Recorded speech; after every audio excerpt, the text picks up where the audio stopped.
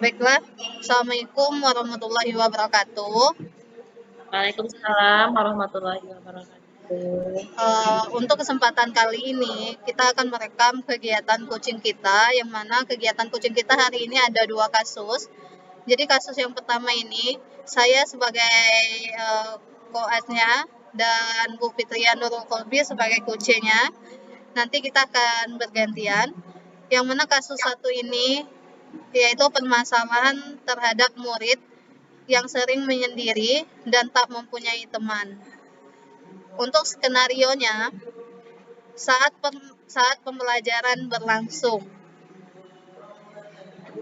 Kolbi, nanti jam pelajaran Ibu selesai, temui Ibu di kantor ya. Baik, Bu. Saat di kantor. Assalamualaikum warahmatullahi wabarakatuh. Bu, bolehkah saya masuk? Waalaikumsalam warahmatullahi wabarakatuh. Silakan masuk, Kolbi. Ya, Bu. Terima kasih. Silakan duduk.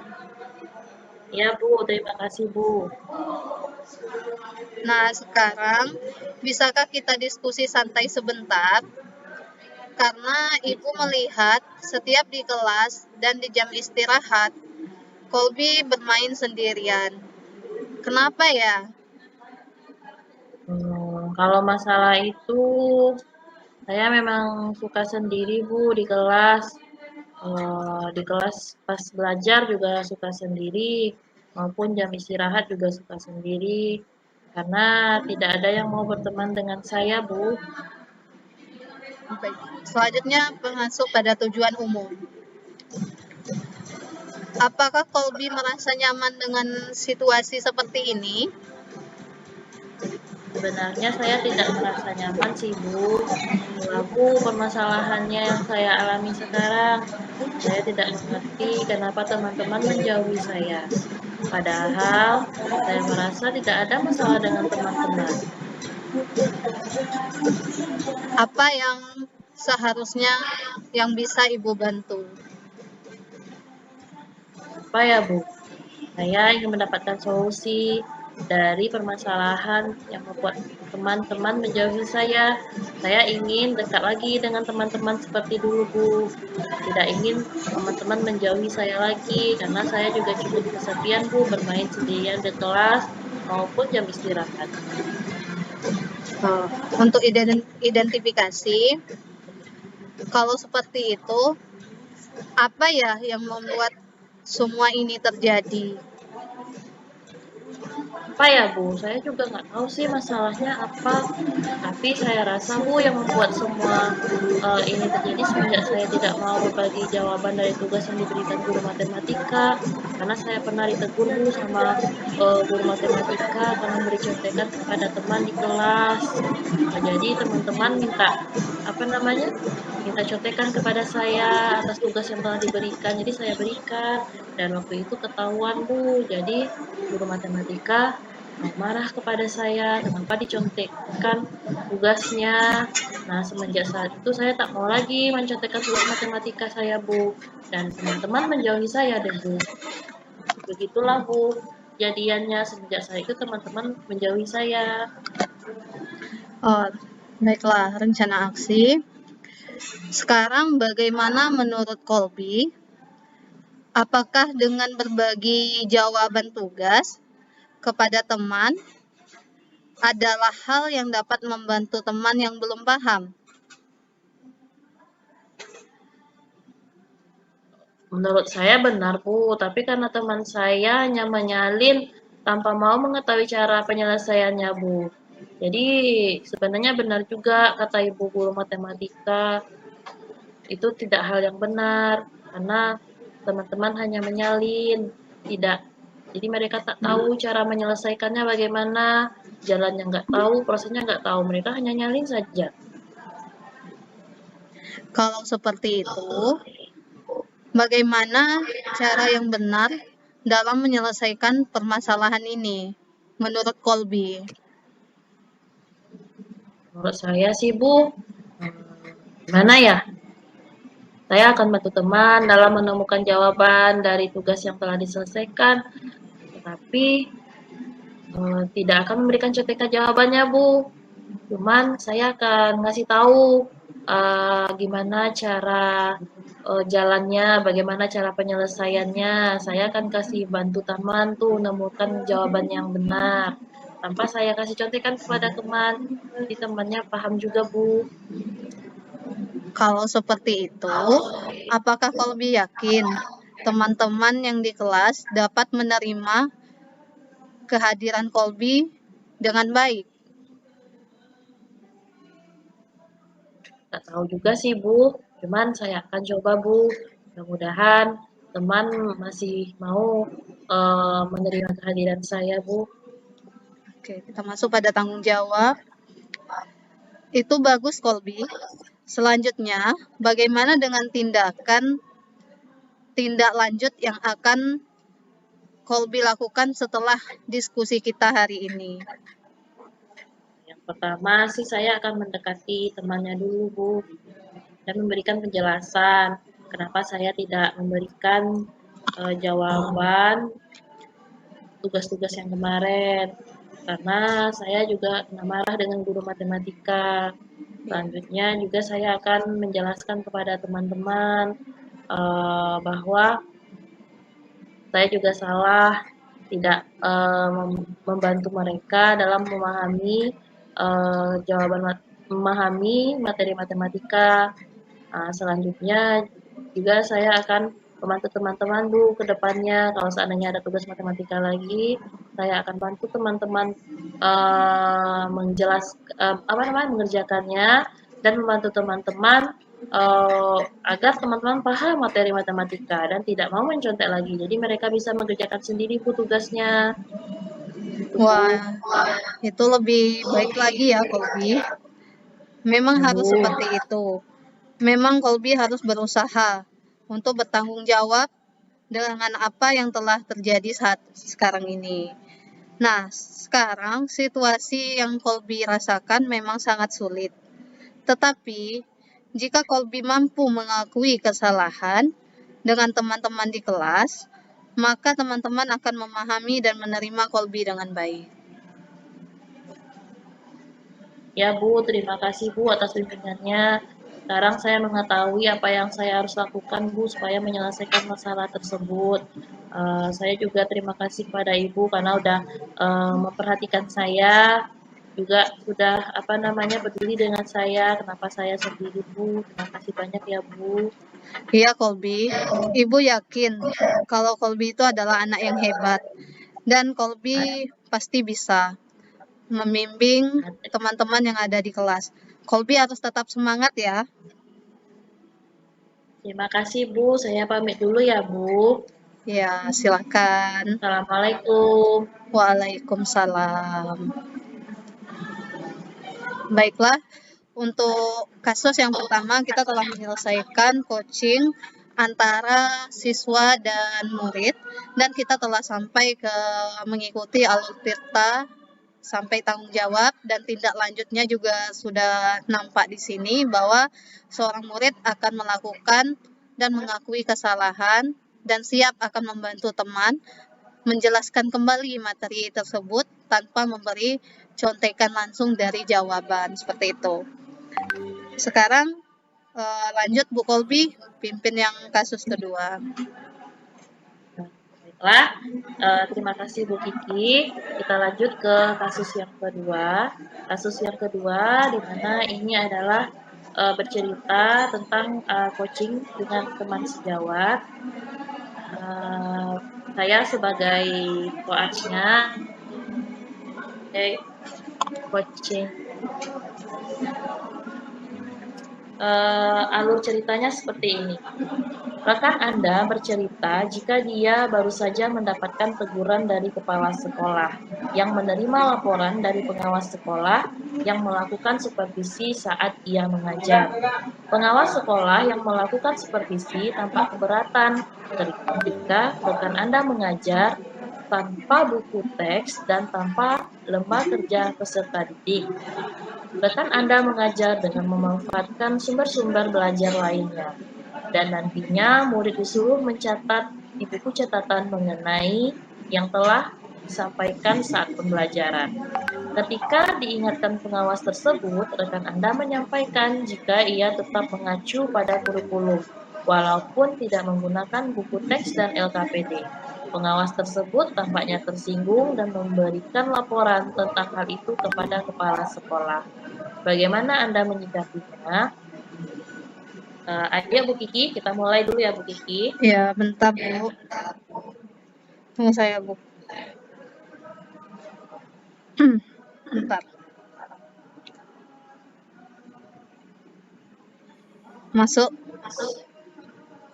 Sudah siap Bu Kiki? Sudah.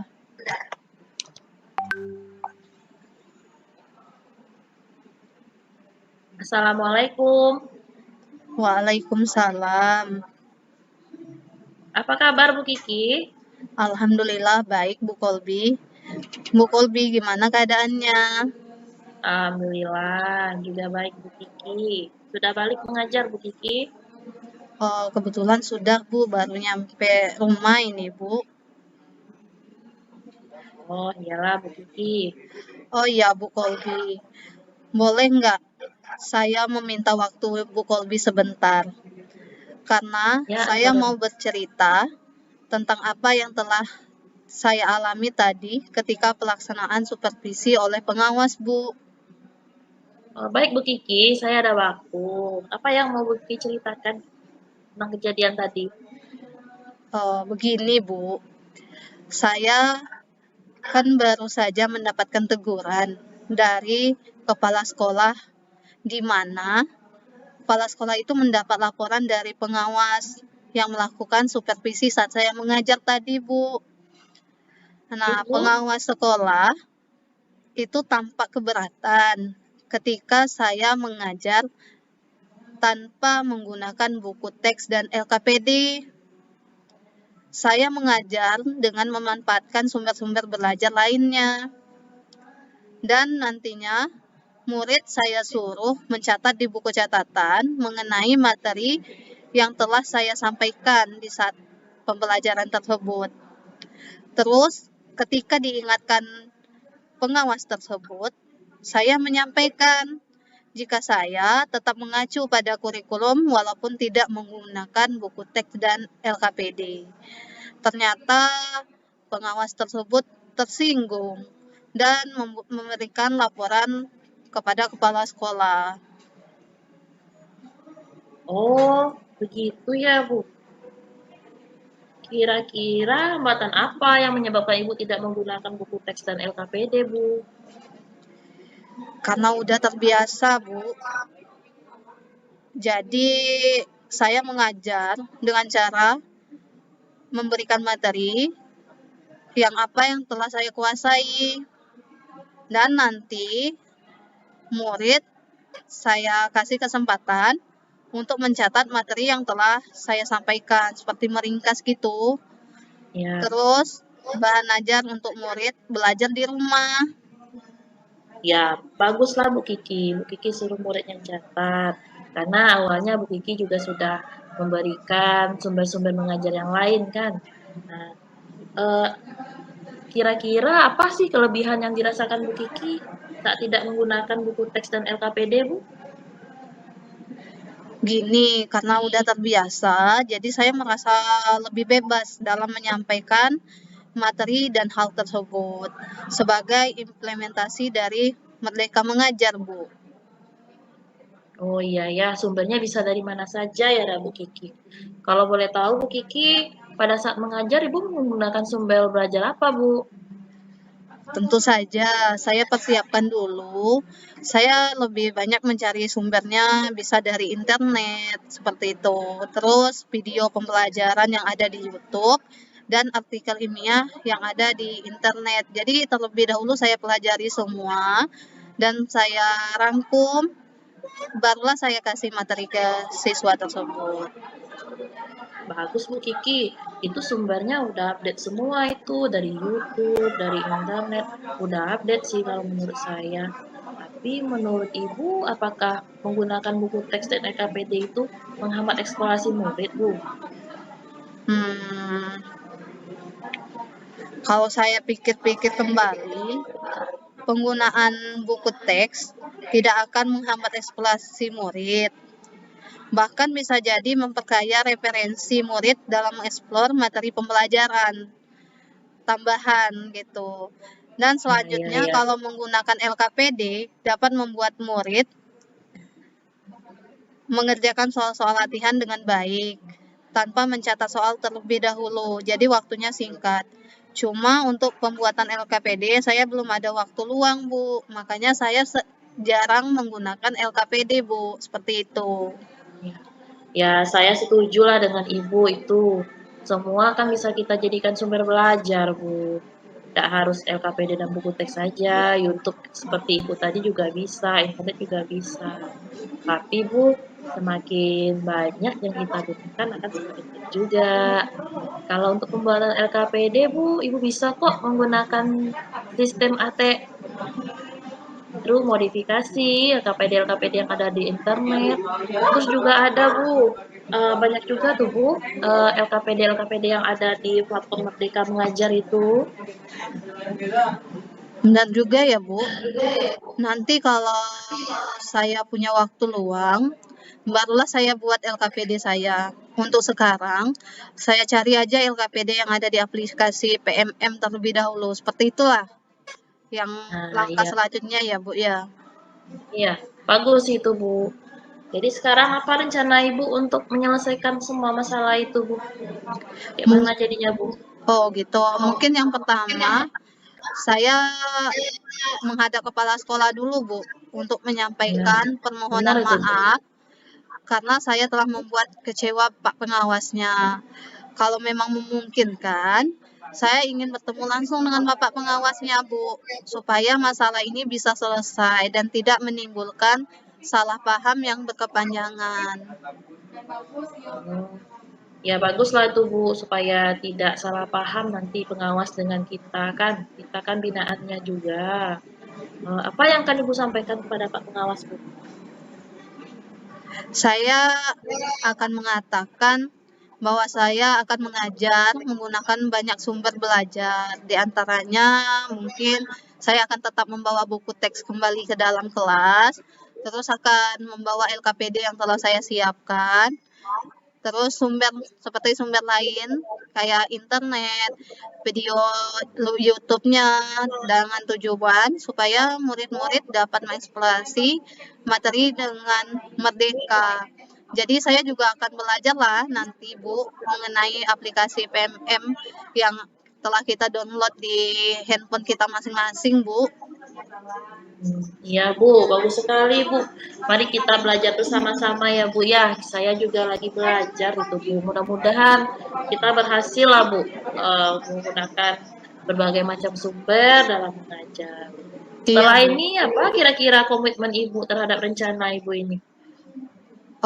Kalau komitmen untuk selalu membuat rencana pembelajaran yang menggunakan banyak sumber untuk mengeksplorasi materi terhadap murid-murid saya akan menjalankan Merdeka Belajar. Itu yang lebih penting, Bu. Dan saya Ya, akan ya benar. membuat murid-murid saya senang dalam kegiatan eksplorasi materi. Terus tanpa ada unsur paksaan. Jadi saya bebaskan kepada murid-murid saya untuk memberikan kebebasan gimana gaya belajar mereka seperti itu. Dan saya juga serahkan pemilihan sumber belajar kepada murid-murid. Jadi murid-murid bisa menentukan. Di situ kan saya akan bawa buku teks dan saya bawa Nah, sumber materi yang setelah saya dapatkan dari internet. Terus saya akan menampilkan video pembelajaran yang saya dapatkan dari YouTube. Nah, dari situ siswa akan bebas menentukan bahan yang mana yang akan dia ambil seperti itu, Bu. ya. Bagus sekali ya Bu ya. Saya sangat mendukung itu. Mudah-mudahan saya juga bisa konsisten ya Bu ya. Kita sama-sama berkomitmen ya untuk memajukan anak bangsa ini. Sehingga pembelajaran bisa berjalan dengan maksimal dan sesuai dengan harapan kita ya Bu ya. Dan anak-anak kita juga dapat menjadi murid yang mempunyai profil pelajar Pancasila tersebut. Ya Bu ya, kita sama-sama semangat ya Bu ya. Semangat Bu Kiki. Iya, Bu. Saya akan tetap semangat. Oh ya, Bu Kolbi. Terima kasih juga ya atas waktu sharingnya. Mudah-mudahan kita semua bisa menjadi guru yang selalu dirindukan oleh murid-murid kita. Amin. Amin, amin ya Allah. Semangat terus ya Bu Kiki. Iya, terima kasih Bu Kolbi. Sama-sama Assalamualaikum. Bu. Waalaikumsalam. Baiklah, itulah 2 kasus yang telah kami tampilkan. Satu sebagai Ibu Kiki, sebagai di mana Ibu Kiki ada sebagai coachnya dan coachnya, dan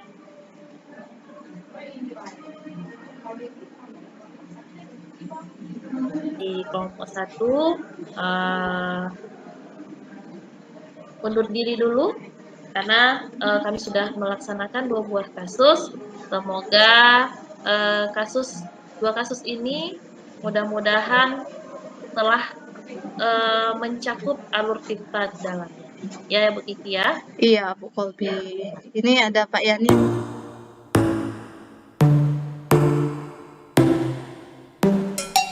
Inside your bedroom, we stopped counting.